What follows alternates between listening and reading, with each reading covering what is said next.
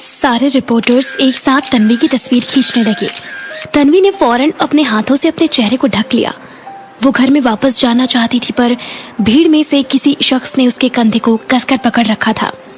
Mrs Numani, आखिर आपकी असली आइडेंटिटी क्या है? आप और मिस्टर विद्युत कब अपनी शादी का ऐलान पूरी दुनिया के सामने करेंगे? आप और मिस्टर विद्युत एक दूसरे को कितने सालों से जानते हैं? रिपोर्टर्स ने तन्वी के आगे सवालों की झड़ी लगा दी। उन्हें देखकर ऐसा लग रहा था कि तन्वी के बारे में सब कुछ जाने बगैर वो उसे वहां से जाने ही नहीं देंगे। तन्वी ने अभी भी अपना फेस अपने हाथों से ढक रखा है। वो जानती है कि अगर इस वक्त सिक्योरिटी के लोग उसे मीडिया वालों से बचा भी लेंगे, तब भी उसकी तस्वीर को विद्युत के नाम के साथ जोड़ दिया जाएगा। उसे अभी विद्युत की दी हुई वार्निंग याद है। वो किसी भी कीमत पर अब ये रिस्क नहीं ले सकती है। वहीं दूसरी तरफ मीडिया वालों से बच के निकलने का कोई भी रास्ता उसे नहीं दिखता। अचानक उसके दिमाग में एक आइडिया आता है और वो केयर टेकर के बोलने से पहले ही अपने हाथों को धीरे धीरे से नीचे करके अपना चेहरा सबको दिखा देती है। सारे रिपोर्टर्स फौरन तन्वी की तस्वीरें खींचने लगते हैं। तन्वी केयर टेकर की तरफ घूमकर निराश हो अपने हाथ जोड़ते हुए गिड़गिड़ाती आवाज में कहती है, प्लीज मुझे माफ कर दीजिए, मुझसे गलती हो गई। आगे से ऐसा कभी भी नहीं होगा। मुझे मिस्टर विद्युत की शादी की न्यूज को कवर करना था, इसीलिए मैं बिना परमिशन के आपकी प्रॉपर्टी में एंटर हो गई। किसी को तकलीफ देने की मेरी कोई इंटेंशन नहीं थी। मैं तो बस ये सब अपने जॉब के लिए कर रही थी। मुझे अपनी फैमिली को संभालना पड़ता है। प्लीज प्लीज मुझे जाने दीजिए, आगे से ऐसा कभी नहीं होगा। तन्वी की सांसें फूल गई जब उसने अपने आसपास हो रहे लोगों की बातें सुनी। वहीं केयर टेकर से माफी मांगते देख सारे रिपोर्टर्स समझ चुके थे कि ये लड़की मिसेस नुमानी हो ही नहीं सकती। उन्होंने तन्वी की तस्वीरें खींचना बंद कर दी। दूसरी तरफ तन्वी की बातें केयर टेकर को काफी कंफ्यूज कर रही थी। उसे समझ नहीं आ रहा था कि आखिरकार ये सब हो क्या रहा है। तभी रिपोर्टर्स में से किसी की आवाज आती है, तन्वी, क्या ये तुम हो? इतने में भीड़ में से किसी दूसरे रिपोर्टर ने पूछा, कौन तन्वी? अरे तो गॉसिप एंटरटेनमेंट वाले रिपोर्टर है। भीड़ में से किसी ने जवाब दिया, माय गॉड, एक खबर के लिए इतनी मेहनत। Miss Tanvi, I salute you. Reporter ने तन्वी को सल्यूट करते हुए कहा। सारे रिपोर्टर्स की बातें सुनकर केयर टेकर तन्वी की तरफ देखती है। तन्वी अपनी आंख मारते हुए उसे झूठ बोलने का इशारा करती है। केयर टेकर समझ जाती है कि तन्वी उससे क्या कहना चाहती है। गुस्से में अपनी आवाज तेज करते हुए वो तन्वी से कहती है, प्लीज लीव राइट नाउ। मैं नहीं चाहती कि आपके खिलाफ मैं कोई भी इलीगल एक्शन लूं।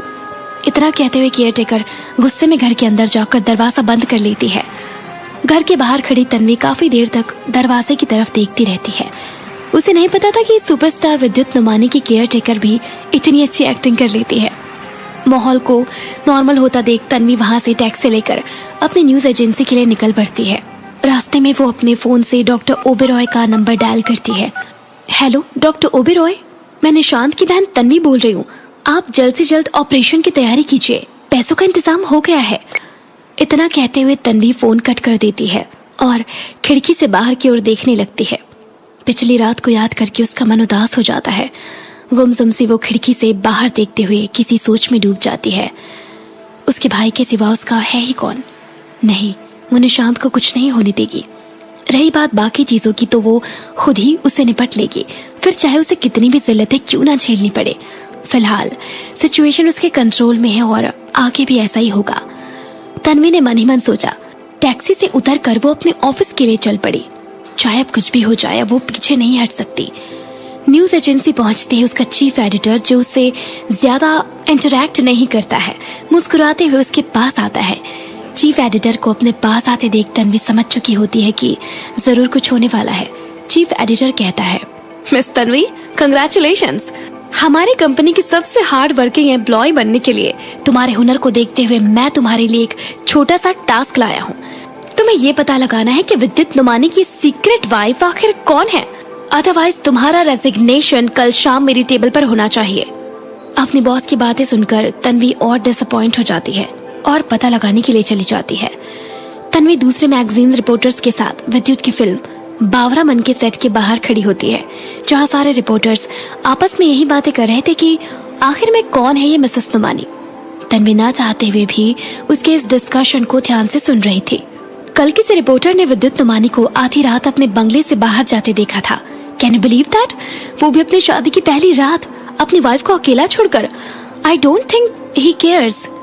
एक रिपोर्टर ने कहा। Are you sure? I thought Vidyut Numani अपनी वाइफ को मीडिया लाइमलाइट से दूर रखने के लिए ये सब कर रहे हैं, you know, to save her. दूसरे रिपोर्टर ने जवाब दिया, सेव माई फुट। तन्वी ने मन ही मन सोचा, सच तो यह है कि उन्हें मुझ में कोई इंटरेस्ट नहीं है। अगर ऐसा था तो उन्होंने मुझे ही क्यों चुना? सोच में डूबी तन्वी फिर से पिछली रात के ख्यालों में खो जाती है। इतने में तन्वी को किसी का धक्का लगता है। वो पीछे पलटकर देखती है तो उसके ऑफिस की कलीग आकृति उसके बगल पर खड़ी होती है। तन्वी को ताने मारते हुए आकृति उससे कहती है, तन्वी, चीफ एडिटर को नाराज करके तुमने अच्छा नहीं किया। मैंने तो पहले ही तुम्हें वार्न किया था, but now it's too late. Aakriti हमेशा से चीफ एडिटर की हाँ में हाँ मिलाने का काम करती थी। इसी वजह से चीफ उससे काफी इम्प्रेस्ड रहते थे। वहीं दूसरी तरफ तन्वी का स्ट्रेट फॉरवर्ड बिहेवियर उसके चीफ एडिटर को काफी खटकता था। तन्वी बिना रुके अपनी बात को कंटिन्यू करती है। मीडिया में कुछ लोग ऐसे हैं जो खुद को दूसरों से ज्यादा बेहतर समझते हैं, बस इसीलिए कि किसी जमाने में उन्होंने किसी सुपरस्टार की कोई न्यूज कवर कर ली थी। इंडस्ट्री में सबको पता है कि सुपरस्टार विद्युत की पर्सनल लाइफ के बारे में इंफॉर्मेशन निकालना कितना मुश्किल है, और तुम्हें तो उनकी वाइफ के बारे में पता लगाना है। I feel so sorry for you. I think तुम्हें अपने रेजिग्नेशन की तैयारी कर लेनी चाहिए। ये विद्युत का नाम मेरा पीछा क्यों नहीं छोड़ रहा? तन्वी ने मन ही मन सोचा और इरिटेट होकर आकृति से कहा, आकृति, क्या तुम्हें कभी भी किसी ने बताया कि तुम्हारी आवाज और नाली के उस मेंढक की आवाज में कुछ ज्यादा फर्क नहीं है? You both are equally annoying. How dare you? Aakriti ने गुस्से से तन्वी की तरफ देखकर कहा। तन्वी ने भी आकृति की आंखों में आंखें डालकर जवाब दिया, इम्तिहान का फैसला हमेशा आखिर में किया जाता है। रेस के खत्म होने तक कोई नहीं जानता कि आखिर में जीत किसकी होगी। तन्वी अच्छे से जानती थी कि उसे अपनी नौकरी कंटिन्यू करनी ही है, किसी भी कीमत पर। अब वो पीछे नहीं हट सकती थी।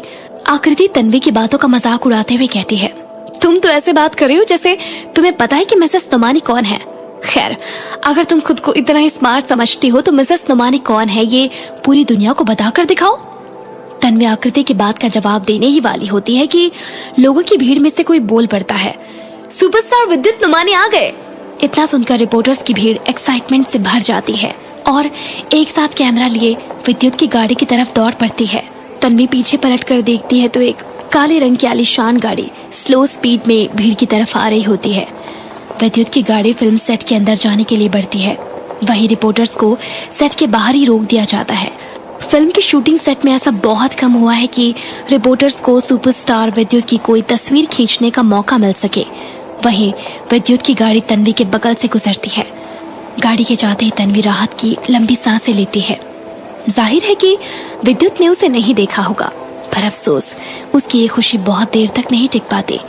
अचानक से तन्वी को एक जोर का धक्का लगता है और वो विद्युत की गाड़ी से टकरा जाती है।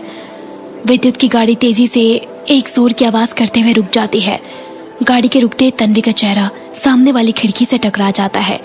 उसे ऐसा लगता है जैसे उसकी बॉडी की सारी हड्डियां टूटकर एक एक कर जमीन पर बिखरने वाली है। चोट लगने के बावजूद तन्वी के मन में सबसे बड़ा डर इसी बात का होता है कि कहीं विद्युत नुमानी उसे अपने फिल्म सेट पर देख न ले। तन्वी जल्दी से उठकर गाड़ी के सामने से हटने ही वाली होती है कि कार का शीशा एकदम से नीचे हो जाता है। तन्वी की नजर गाड़ी के अंदर बैठे शख्स पर जाती है। विद्युत नुमानी बिना कुछ रिएक्ट किए अभी भी कार की सीट पर एक्सप्रेशनलेस बैठा हुआ है। वहीं भीड़ में मौजूद आकृति अपने हाथों को नीचे कर लेती है, जिन हाथों से उसने धक्का देकर तन्वी को विद्युत नुमानी की कार के आगे ढकेला था। पूरी इंडस्ट्री जानती है कि सुपरस्टार विद्युत नुमानी को स्टार्स के आगे पीछे घूमने वाले मीडिया के लोगों से कितनी नफरत है। बाकी एक्टर्स जहां दूसरे मीडिया हाउसेस के सामने इंटरव्यू और तस्वीरें देते नहीं थकते, वही विद्युत नुमानी मीडिया से दूर रहना ही पसंद करते हैं। एक बार तो विद्युत ने इसी बात पर किसी रिपोर्टर की जमकर पिटाई तक कर दी थी।